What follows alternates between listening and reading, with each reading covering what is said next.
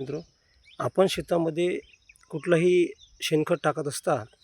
शेणखतामध्ये अशा प्रकारचे नवीन बिया जे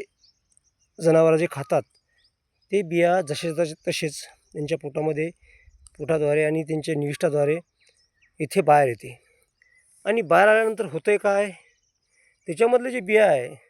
जसं आपला वरचा पाणी आला तसं ते बिया अशा ॲक्टिव्ह होतात आणि त्यांचं जन्मेशन होऊन ते आपल्या शेतामध्ये अशा पद्धतीनं आपलं तणाचं आपल्याला नियोजन करायला खर्च लागतो. त्याच्यामुळे शेणखताला असं न टाकता शेतामध्ये त्याला अशा पद्धतीने आपल्याला शेतामध्ये गांडूळ खताच्या सहाय्याने गांडुळाच्या सहाय्याने शेतामध्ये जर आपण असं कंपोस्ट खत तयार केलं आहे आपण, तर आपल्याला खरोखरच निश्चितच आपल्याला त्या खताचा खरोखर फायदा होईल आणि शेतामध्ये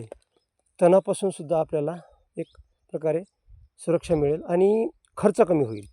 बस एवढंच म्हणून मी शेतकऱ्यांना सांगतो आहे की शेतामध्ये सहज शेणखत न टाकता त्याला अशा प्रकारे कुजून कंपोस्टिंग करून जर आपण त्याला शेतामध्ये वापरलं तर चांगला रिझल्ट मिळेल आणि आपल्याला खर्चसुद्धा आपला वाचेल.